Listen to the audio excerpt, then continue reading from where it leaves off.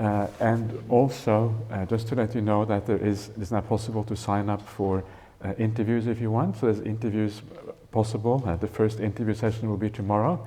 So there will be alternative days of a sutta session in the afternoon, and the other day there will be then interviews over there. So you can sign up for those if you're interested. But again, all of these things are voluntary. Okay, so now let us come back to the what this retreat is all about. So this is starting off with these suttas. And just again, as always, I'd like just to give you a little bit of introduction. Why to teach this way? What is the purpose of this? And first of all, obviously, the purpose of this is to get a feeling for the word of the Buddha. How did the Buddha actually teach meditation? How did he teach the whole Buddhist path from the beginning to the end? It is so common for people to hear about all kind of meditation teachings, right? From this teacher, from that teacher, from everything. But it's very rare that we actually get direct access to the word of the Buddha himself. And of course, but if you really want to know what Buddhism is about, that's where you have to go, right? The Buddha, that's the origin of this whole thing. This is where it all started out. So if you want to know how to really do the practice, if you want to find out whether the teachings that you hear elsewhere are proper, are appropriate, are in accordance with how the Buddha taught, you have to go back to the source. It's the only way to really find out. And what you do find out when you go back to the source, that there's so many wonderful teachings in there, so much advice which is so useful and so practical, and about meditation practice, about how to live your life in general, but all these things, it is so useful and often so easy to understand. Sometimes people say that the suttas are so hard to understand, but I find it much more hard to understand all these teachers that go around traveling and telling you one thing and something else, and sometimes the opinions of different teachers will clash, right? And you just get confused. But actually I find the word of the Buddha is often much more direct and very immediate, and actually when you look at it, usually quite easy to understand in my opinion anyway. At least if you focus on those basic issues that are important to most of us. So very useful. So once you kind of get the idea of why it is good to understand the word of the Buddha, then the second question is, well, what should we read? What should we actually look at in these suttas? And what I will focus on during this retreat is a particular sutta, a particular discourse called the gradual training. And this is a sutta which occurs throughout, everywhere. In the Majjhima Nikaya, it occurs maybe 30 times. In the Digha Nikaya, another 10, 12 times. Majjhima Nikaya is a collection of suttas, for those of you who are new to this. Digha Nikaya is another collection of discourses by the Buddha. So this is a kind of a very standard way that the Buddha taught the training, right? The way he taught how to go all the way from the beginning here, from the moment you start out, all the way to the end.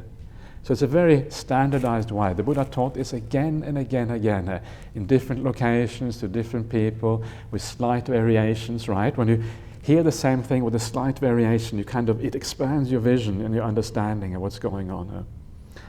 And this is a very useful way of deciding what are the most important suttas. How do we decide that?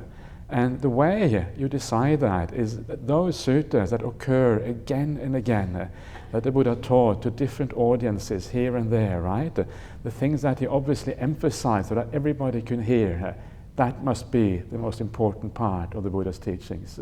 Right? So that's how we know. And this gradual training, because it occurs in so many places, it must be one of the most important things that the Buddha ever taught.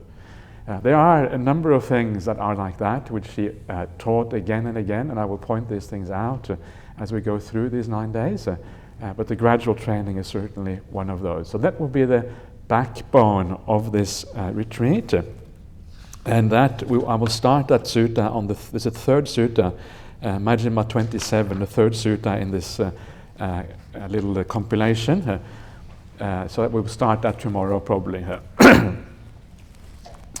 But before we even get going on the gradual training, I want to just bring out a couple of suttas that also show you the Buddhist path and show you the Buddhist path from slightly different angles, and they kind of give you an overview of the Buddhist path. So this is the idea here is to give you an overview, so you kind of see the bird's eye view, right? The eagle soaring and seeing kind of the whole landscape below. So you get this bird's eye view, and then you can put things into context, and you can see how it all fits nicely together.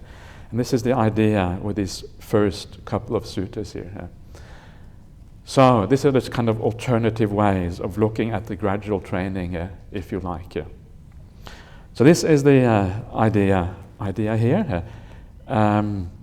If you have any questions as we go along, what I suggest to do is just to write them down as we go along, and then we can do all the Q&A things in the evening. Apparently these talks are being recorded, and somebody wanted to listen to them, and they asked if we could take the Q&As at the end instead.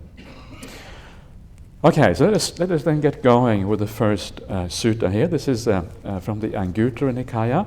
The Anguttara Nikaya is one of the four main collections of suttas. You have Anguttara literally means something like Anga is like a factor, Uttara is further factor, and it's usually translated as numerical. So this can be translated as the numerical discourses.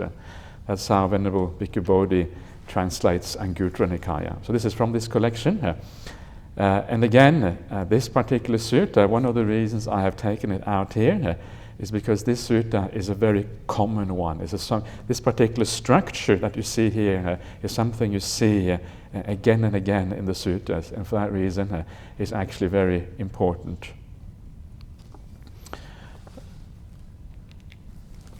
Yeah.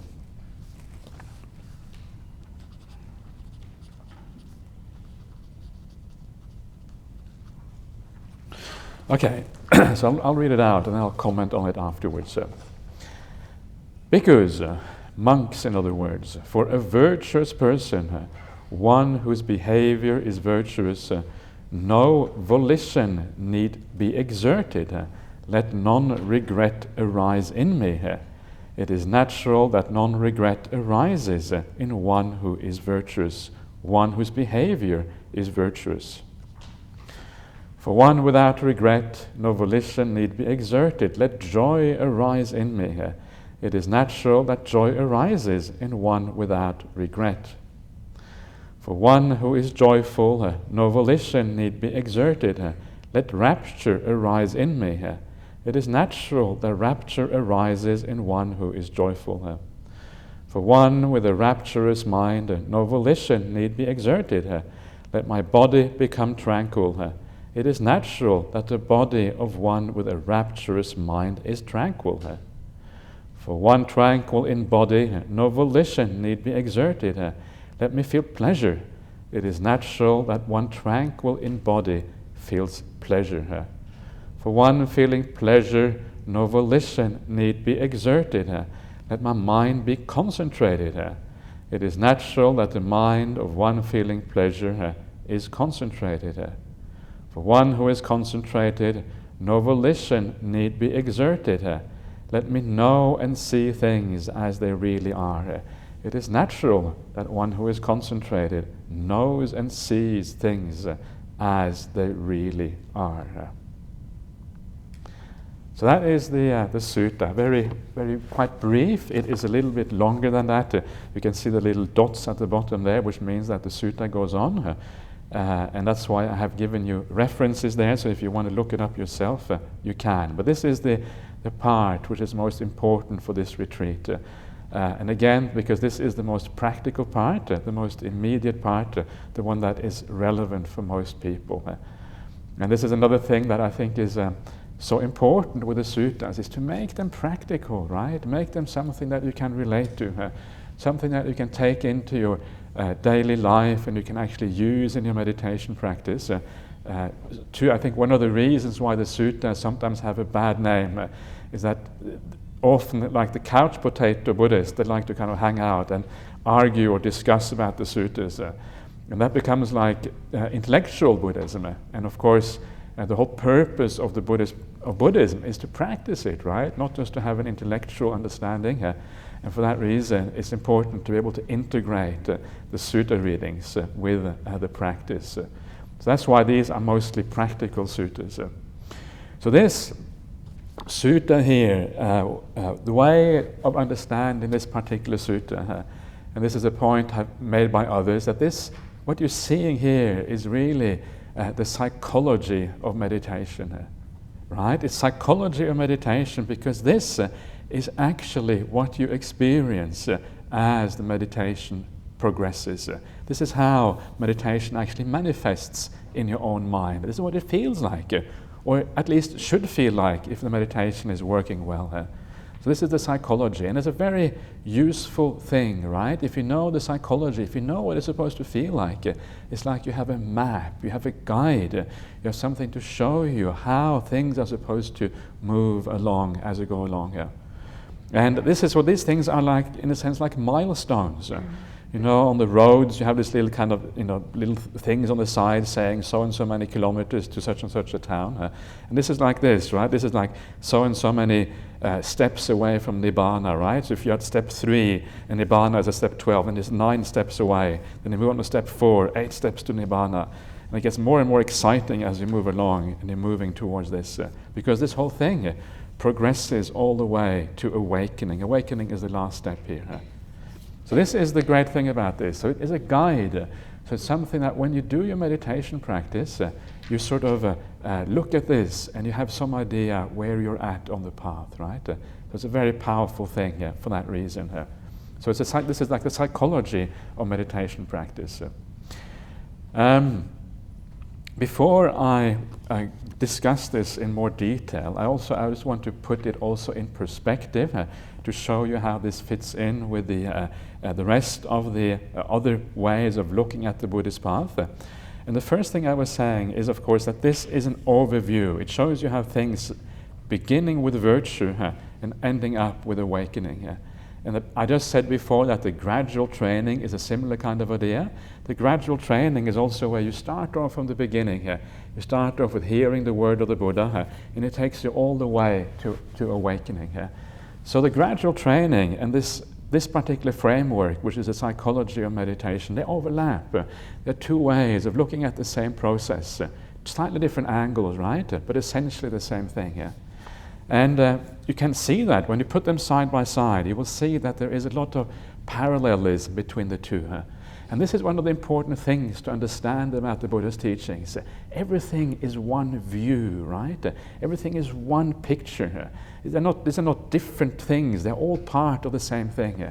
So when you become the Buddha, when you have an awakening experience, all of these things are seen at the same time. These are all aspects of the same thing.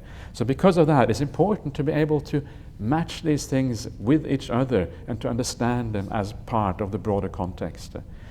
So when you see the gradual training is a focus on what we have to do, how we should practice. So it starts off with gaining faith in the Buddha, right? Then it goes from having faith in the Buddha to how to apply that teaching that you have heard by being virtuous first of all, then by restraining and purifying the mind, then this idea of clear comprehension, moving towards meditation practice, and eventually coming to awakening. And this here, so that is the kind of the practical side of things, right? This is the experiential side of things. You see the difference there? One is what you're supposed to do. The other one is how you experience those results. So different angles looking at the same thing here. And then when you look at the gradual training, it says in the gradual training, as you progress for each step by step, it tells you that now you feel a particular type of happiness, right? So when you are pure in keeping your precepts, when you are kind, when you're a good-hearted person, how do you feel? You have what is called the anavajja sukha. Vajja in Pali is like blame or fault or flaw in your conduct. Anavajja means the happiness that comes from blamelessness or flawlessness because the conduct is right. So that is the result of living a moral and kind life. And you can see again, this is exactly what you see here, right? The virtuous person, how do you feel? Well, you have no regret. So because you have no regret, you have joy, right? The same thing, exactly the same thing happening here. So these things overlapping with each other. In the gradual training, you find that as you move further down in the gradual training, you have the unsullied kind of happiness, unsullied happiness, which is the happiness that comes from having a pure mind as well. Not just your conduct is pure, but your mind is pure. So the happiness is no longer sullied by states of mind that somehow detract from the happiness. If you have too much craving or ill will, it detracts from the happiness. It sullies the happiness you have. And this again follows this idea you have here, whereby happiness increases and becomes more powerful as you move along. So you see the general trend, how these different frameworks of the path, how they fit together and how they are part of a big picture. So that is how this is just very briefly to give you some idea of this of the Buddhist path, how it all kind of is part of one thing.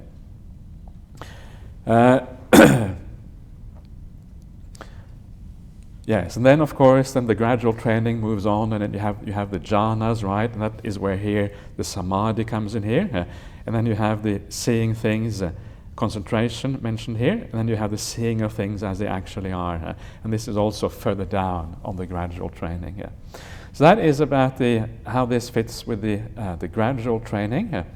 Another important framework in the Buddhist teaching is the idea of purification, and that will come out more in the next sutta that I'm going to do. But the whole, in one way of looking at the Buddhist path is looking at it as the path of purification, right? You have this very famous work that was not written by the Buddha, but by Buddhaghosa, called the Visuddhimagga. Visuddhimagga literally means the path of purification, or the path of purity. And again, this here matches up with this path of purification. Everything in the suttas is about how to gradually remove the defilements, remove the negative states, so the mind becomes more and more pure, right? And so many suttas explain to you exactly how to do this. Now this path here, it may not be obvious, but what is going on here is that as you purify yourself, these states arise as a consequence of that purification. So you start off by being virtuous. So virtue is the first aspect of purity. So you purify your virtue, and then you find that a certain happiness arises as a consequence of that initial virtue that you have. Then it stops, right? You feel a certain amount of happiness, and you sit down to meditate, and it goes to a certain point, and you can't move beyond that point. So why is it that you can't move beyond that point in your meditation? Why is it that you feel a certain degree of joy and happiness, but you don't feel kind of the really big bliss, right? Or you don't even feel the medium bliss. You feel just a little bit of happiness and joy. Why is that? It's because the degree of purity only reaches so far. Then you have to ask yourself, how can I improve on the purity? What do I need to do to become more pure as a person? How do I need to think? How do I need to look at the world in a different way to improve my purity of mind in particular? And as you do that, if you are able to purify yourself, next time you sit down and you try to meditate, you feel the joy, and it goes a little bit deeper because you have a little bit more purity. And that depth is what you see here. Not only do you feel joy, but you start to feel rapture, because the rapture is the next stage on this path. So as you purify yourself, you are going down the list of factors in this particular sutta. Purification and the degree of happiness that you experience are directly correlated to each other. One thing goes with the other. So it always comes back to this idea. If there's a blockage in your meditation, if it only goes so far, why does it only go that far? Because the degree of purity is only reached that particular level. You need to do more, and then this psychology of meditation, you will find that the depth of meditation increases as a consequence. So again, the correlation here between the psychology, what you experience, and the purity of your mind is very direct. So I'm just now kind of laying out kind of some broad outlines of what is going on there. And then there is another kind of very well-known way of looking at the Buddhist path, that is look at it in terms of samatha and vipassana, right? We often talk about samatha and vipassana, and how does this relate to this particular set that we see here, this particular gradual movement of the mind. And samatha and vipassana, first of all, samatha is usually translated as calm, right? It means peace. And of course, one thing that you recognize here is that one of the factors you have here is tranquility. So obviously, tranquility and calm are very closely related to each other. A calm person is a tranquil person. These are basically synonyms in the English language. So what then is the difference? Well, the difference is that it's just a matter of usage of the words. Here, tranquility is used to narrow down a particular stage in your practice. But it's possible to say that the whole path is about calm, right? The whole idea, all of these things here, as you move down this list of factors, you're becoming more peaceful, you're becoming more calm. Everything is more peace. Once you are a kind-hearted person, that already makes you feel generally more calm than someone who is not kind-hearted. If you do meditation and meditation works, you're focusing on the breath or whatever, makes you even more peaceful. And as your defilements decrease, you feel generally more calm in your general life. So samatha, calm, is this factor that goes throughout your practice from the very beginning to the very end. It's a relative factor, and it reaches its highest point when you reach awakening, but it's something that goes throughout the whole practice. So in this sequence here as well, as you go through the sequence, this idea of samatha becomes more and more powerful as you go through this. And tranquility is a particular stage in that development of samatha and development of calm. So what about vipassana then? What does vipassana have to do with this? Vipassana, the way I like to translate vipassana, is as clear seeing. I think insight is perhaps okay, but insight is too narrow, because insight is a particular thing that happens at a particular point. When you see a certain thing and you have wisdom arises, that's really what insight is. In English, insight means, now I understand, right? But vipassana is broader than that. Vipassana is clearly seeing something, and then insight or wisdom can happen as a consequence of that. And what you find again is that vipassana, the clarity of the mind, the clarity of your ability to see, increases as you go through this whole process, right? Just by being kind, just by being good, you're already having more vipassana. And as you move down, as your defilements decrease and your happiness, increases, you have more vipassana, you have more clarity, you see things more clearly as a consequence of that. And why is that? Well, the reason that is because the defilements, the anger, the desire, these are the things that distort reality. So the less defilements you have, the more clarity you have about whatever you're looking at. So clarity increases as you go down this path. So vipassana happens automatically as a consequence of this this development of the psychology of meditation here. So vipassana, samatha vipassana happens right here. This, I think maybe one thing also that is kind of important to recognize here, that this sequence here doesn't say anything about the method, right? We're not talking about any particular method of practice. This particular sequence here is true for any kind of meditation method you do. It doesn't matter what it is. This is not about watching the breath or understand or reflecting on impermanence.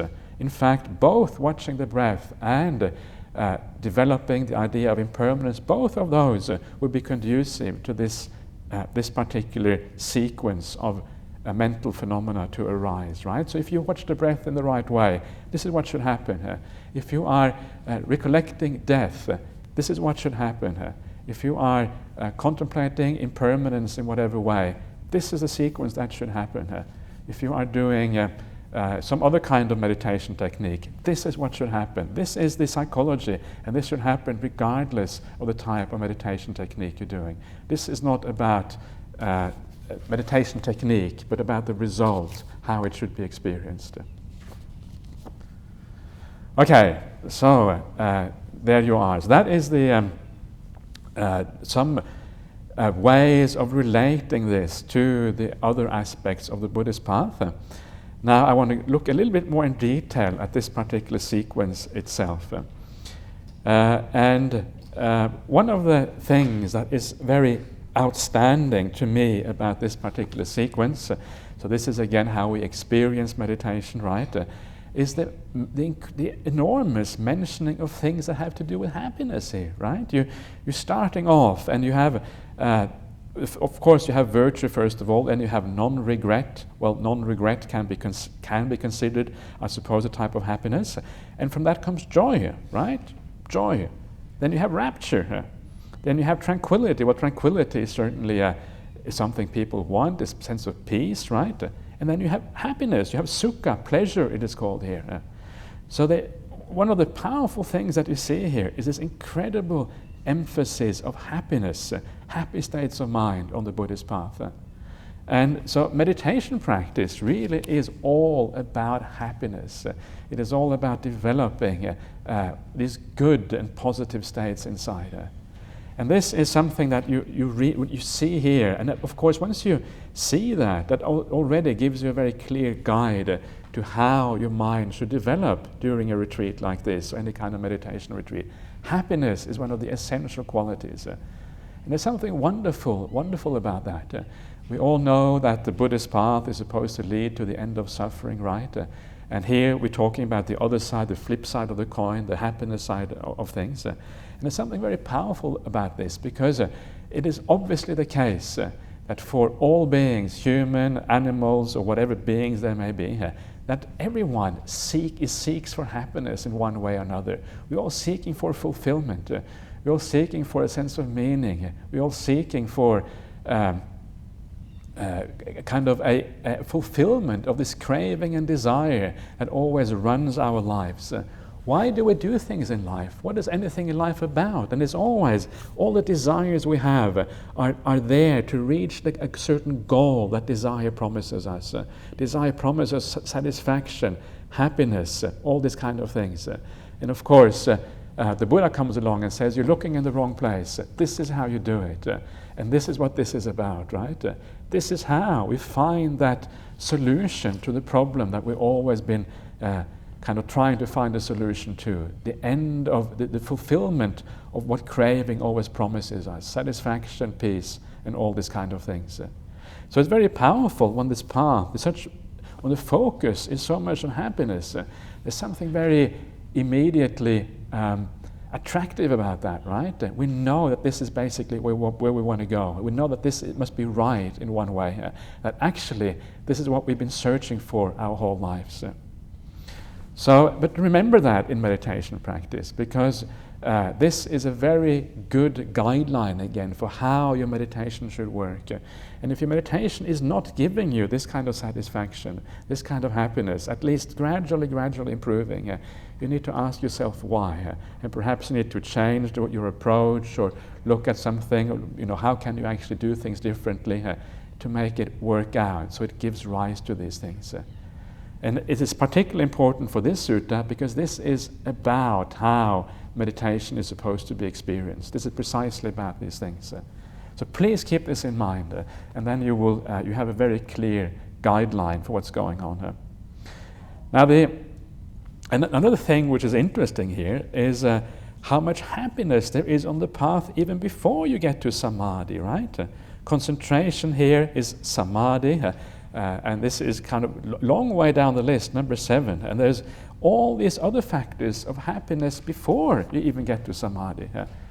And this is important because people often come to a meditation retreat and they say, I've come here because I want to experience the very, very, very deep states of meditation. I remember there was one person who became a monk later on, and when he first arrived at the monastery, he said, I've given myself 2 years, he said, to attain jhana. That's why I'm here. And if I can't have it within 2 years, then I don't know what will happen. I'll probably leave again after that. But it's the wrong way, the wrong approach, right? If that is your approach, you're going to be very disappointed. It's not going to work out. In fact, the Buddhist path has so much happiness, so much beauty on it, long before you even get close to samadhi, even before you get close to these deep states of meditation. And this is kind of the thing about this path. So what you do, forget about the goals, forget about the results. What you do is just look at whether you are achieving a little bit of that happiness here and now. And if you are, you're already on the right track, on the right path. And what it also means is that the real achievement of samadhi, of deep meditation, is something very profound, right? It's not just ordinary joys and happinesses. It's not just the joy that you feel from having lived a good life. It's a very, very profound sense of happiness that comes from real, deep meditation practice. And that is important because you will often, there are discussions about what does it mean to have attained jhana, what does it mean to have attained samadhi on the Buddhist path. And it is something extraordinarily profound, and most people don't really understand that. And sometimes people say, yeah, I had a bit of joy on meditation. I wonder, was it jhana? Which jhana could it have been? It probably wasn't the fourth jhana because there's no joy there, but maybe it was one of the other jhanas, right? It's not that simple. It's not just about a little bit of joy in your practice, and that is jhana, that is samadhi. So the happiness starts long, long before that. And only when that matures into a very profound and extremely still kind of happiness can it be called real samadhi and real jhana. And this is a sutta which shows you that, right? It shows you all the happinesses that arise in sequence, one more profound than the other, until eventually samadhi arises way, way down the path. So that tells you, it shows you how profound samadhi is, and it shows you how much beauty there is on this path, even before you get to that stage. So this Buddhist teaching is really quite amazing, isn't it? It's really something very special, the way it is kind of laid out in such details, with such clarity and everything, and such very high emphasis on happiness, ending of suffering, and giving rise to all these kind of things. So that is the first thing about this, is the emphasis on happiness and joy. Then the second, there's a number of things probably to be said here. The second thing that I think is important here is that what we're seeing here is we're seeing a sequence, right? You're seeing a sequence of conditioned phenomena, one thing leading to the next one. So one thing happens after the next one. And of course, one of the points here that he is saying is that no volition need be exerted to go from one to the next one. Volition just means the will, right? It means the doer inside. You don't need to exert yourself. You don't need to actually do anything for the next stage to arise. It arises as a natural consequence of the former stage having been fulfilled. So if the next stage does not arise, it means you haven't fulfilled the former stage enough yet. You need to put more effort into the stage before. And then the next stage will happen as a consequence of the previous one. So this is a natural sequence that you see here. In fact, the translation here, no volition need be exerted, I don't think it actually, with due respect to Venerable Bhikkhu Bodhi, who is a very good translator, having looked at it recently, I'm not sure if that is the best translation. The Pali, rather, here quite literally says that it says that this is not to be done through volition. That's quite literally what it says. So it's not that it need not be exerted, but it's not to be done by volition. It cannot be done by volition. It cannot be done by the will, right?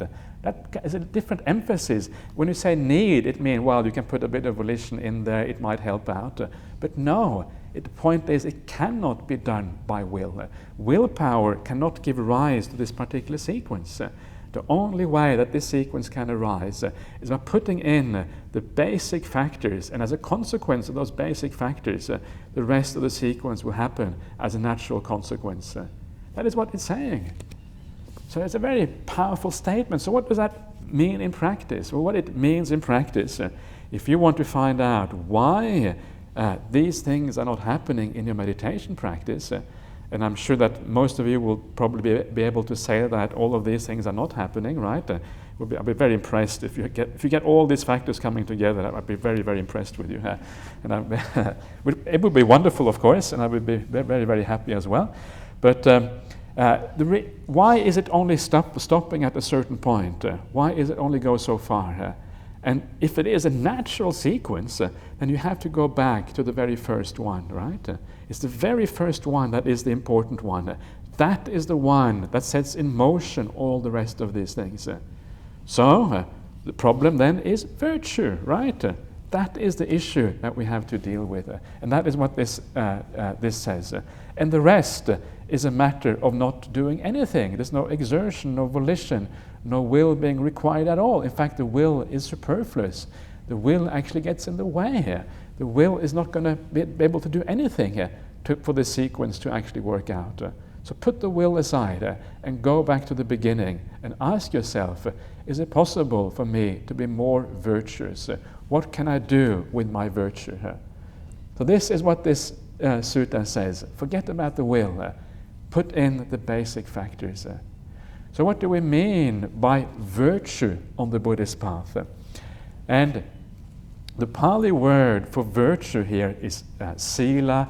I'm sure you may have heard the word sila used many times before. And sila in Pali is much more than what we normally mean by virtue in English. Virtue in English often means that you should not be doing this, you should not be doing that, this is bad, etc., etc.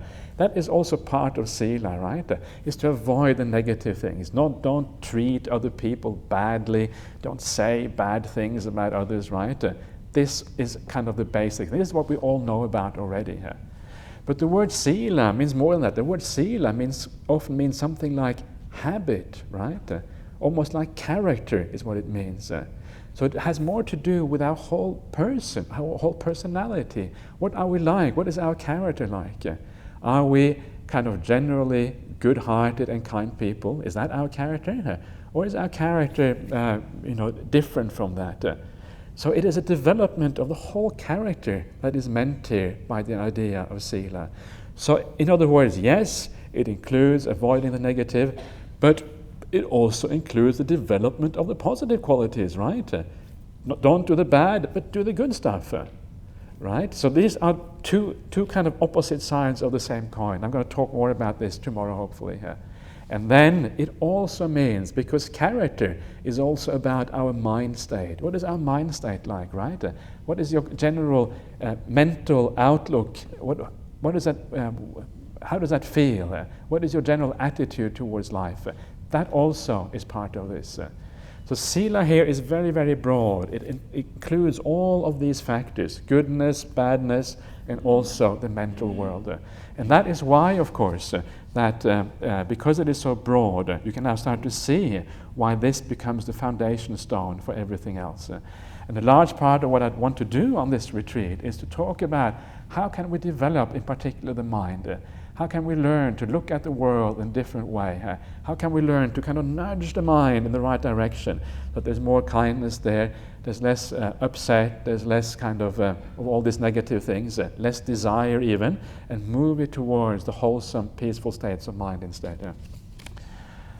So this shows us where the work needs to be done, right? The work needs to be done at the point of virtue, the point of character, the point of habit, and the rest is an automatic process. And this shows you why when somebody like Ajahn Brahmali, when he teaches meditation practice, he says don't do anything, right? He says just sit down and let it happen. Now, if you haven't done the first factor and you try to follow Ajahn Brahmali's method, nothing is going to happen. And you're going to say to Ajahn Brahmali, it doesn't work. Your method is not good. You're useless. Why isn't it working? And the answer is very simple. It's because the groundwork isn't powerful enough yet. That is why it doesn't work. I think sometimes Ajahn Brahmali, he forgets that how, many of us, we have more defilements than he has, right? When he forgets that, he says, yeah, all you have to do is just chill out. You just sit back and you have a good time and you just allow the happiness to come. Okay. It's great, but this tells you why it works or why it doesn't work. And the reason it doesn't work is because the foundation stone is not powerful enough yet. So that is what that is about. It is no volition, no will, no effort should be or can be exerted to give rise to the next factor. Volition here is superfluous. In fact, it is usually gets in the way because volition is the opposite. The will is the opposite of the tranquility and the peace of the mind. And that is why it says here, it is natural. The word for natural here is dhammata. Dhammata means something like in accordance with the Dhamma, in accordance with nature, in accordance with the laws of the world, that this sequence happens all by itself in this way. So let's have a quick look before we round off this one. A quick look at the factors here, what happens. Once you have that sila, once you have the virtue, once you have the right character in place, non-regret arises in you. And we know, I think we all know what regret means. Regret means, oh, I shouldn't have done that. That wasn't such a good thing. You know, I shouldn't have said that to this person or whatever. But the idea of non-regret here is much more profound than that. You find that if your mind is not bright, if there is a kind of a slight kind of dampening of the brightness of the mind inside of you, that dampening of the brightness in the mind, that is a consequence, or it's an aspect, if you like, of this idea of non-regret. It's like the mind is held down. The mind is, by the lack of virtue, the mind is kind of held down, and you feel kind of confined. The mind isn't expansive. The mind isn't bright. And this is an aspect of this idea of non-regret. And what happens as you are able to purify yourself, it's almost like you are cutting the chains, right? You're cutting these chains that are holding you down. It's like a balloon which is allowed to soar when the sandbags are cast off, right? And then the balloon soars. And the sandbags of our life are all the defilements in the mind, the defilements in our conduct. When the sandbags are cut off, the mind soars all by itself. And this is what's happening here. And this idea of non-regret, the mind feels brighter, it feels lighter, it feels more beautiful. And this is the consequence of this idea of virtue. So when you have that non-regret, then joy arises, right? You think back to what you have done, and it's almost automatic. You feel a sense of gladness inside of you. You feel glad about your conduct. You feel glad about your life. You don't have to, this is not something you have to force. And I will again talk about some of the suttas later on. I'll talk about this in a bit more detail, what this actually implies for our meditation practice. I'm sure you know what that means, but sometimes you just feel glad. You come here to Jhana Grove, it is peaceful.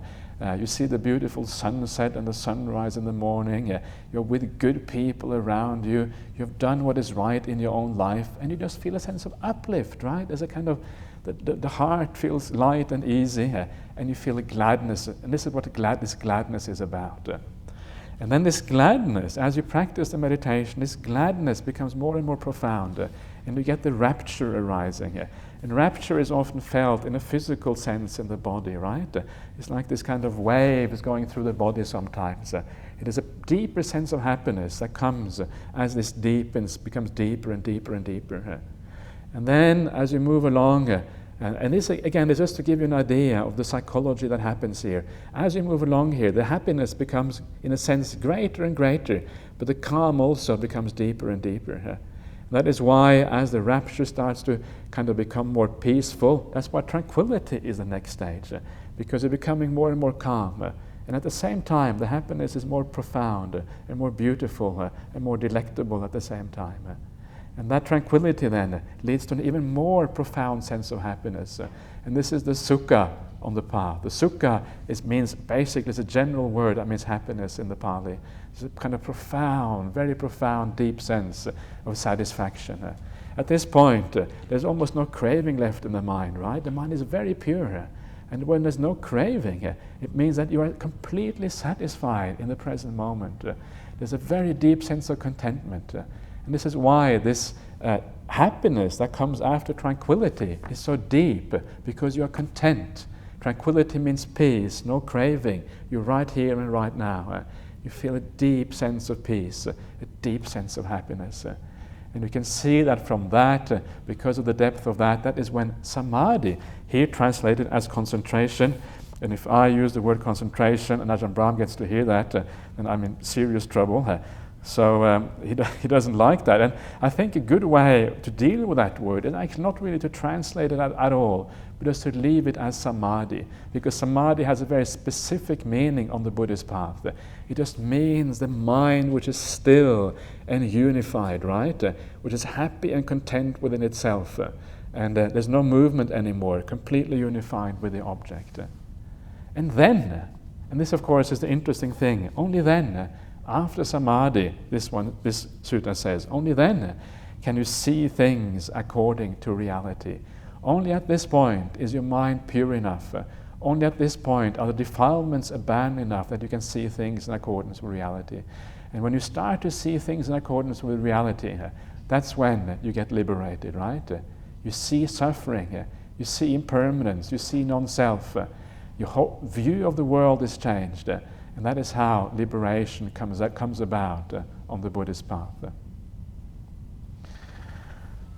Okay, so that is a few things about this sutta. I find this sutta very inspiring. And again, just to remind you, the reason why I'm reading this one out, one of the reasons I find this very useful, is that this particular structure, this sequence of things is something you see in many, many places in the suttas. The word of the Buddha includes these things again and again and again. So this is one of the very important ways that the Buddha taught his teaching. And for that reason, it is very important. So, there you are. That is the sutta on volition. It's a very rich sutta. There's a lot in there. And all of these things, remember that these things are what you are supposed to experience. Take this as a map, right? Take this as the milestones. Remember this and check your own experience against this particular map. And then you will know roughly where you're at and how things work out. It's a very powerful and useful sutta. Okay, so that's all I want to say for this morning. So please, if you have any questions, again, please write them down. And as you write them down, then we can take those in the evening between 8 and 9. I will then be answering all these questions at that time. And in the meantime, we will also have another sutta session between 3 and 4. And otherwise, just please keep on enjoying yourself and having a good time. We'll see you later on.